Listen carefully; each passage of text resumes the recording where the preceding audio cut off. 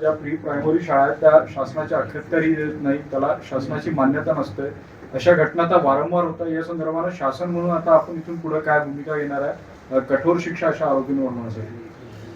बदलापूर येथील एका pre primary स्कूलमध्ये शिकणाऱ्या विद्यार्थिनीसोबत स्कूल व्हॅनने ती घरी जात असताना चुकीचे प्रकार तिच्यासोबत काही घडले. मग तिच्या आईवडिलांनी तक्रार दिल्यानंतर संबंधित व्यक्तीवर पोलीस प्रशासनाद्वारा कारवाई देखील त्या ठिकाणी करण्यात आली. त्याला अटक करण्यात आली.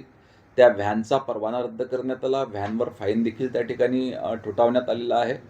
परंतु शाळेवर कार्यवाही करायची झाल्यास अजूनपर्यंत प्री प्रायमरी स्कूल ह्या शासनाच्या अखत्यारीत असण्यासंदर्भात त्या ठिकाणी काही प्रोव्हिजन्स नव्हत्या.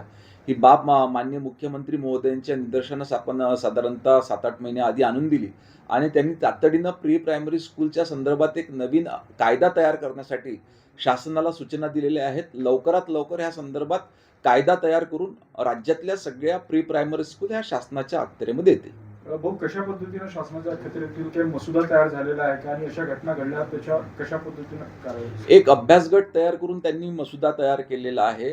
शाळेची नियमावली कशी असावी, त्या ठिकाणी काय सुविधा असावी आणि त्यातलं देखरेख आणि त्याच पद्धतीनं त्या ठिकाणी मॅनपॉवर कशा पद्धतीनं कार्यरत असावं, अशा काही गाईडलाईन्स त्या ठिकाणी देण्यात आलेल्या आहे. लवकरच हा कायद्याचं प्रारूप पूर्ण तयार झाल्यानंतर याला विधिमंडळाची मान्यता घेण्यात येईल. भाऊ, अनेक वेळा पाहतो की अशा घटना या स्कूल बसमध्ये होतात. कायदे कडक आहे, गेल्या वेळी कारवाई देखील केली होती, मात्र त्यावेळी कारवाई होत्यानंतर मग ढील देते. तर आता या सगळ्या बाबतीत आपण गांभीर्याने हे सगळं गृह राज्यमंत्री म्हणून प्रकरण घेणार आहोत. नाही, निश्चितच याच्यासोबत परिवहन विभागासोबत देखील आपण बैठक घेणार आहे. शालेय शिक्षण विभाग, परिवहन विभाग आणि गृह विभागाची एकत्रित बैठक लावून याची कार्यप्रणाली अधिक मजबूत कशी करता येईल याचा प्रयत्न करण्यात येईल. भाऊ, दोन्ही राष्ट्रवादी सोबत येतील अशी चर्चा सुरू झाली आहे. संजय राऊतांनी देखील तसे संकेत दिलेले आहे की दोन्ही राष्ट्रवादी सोबत येतील आणि मविया सोबत म्हणजे महाविकास आघाडी सोबत येतील.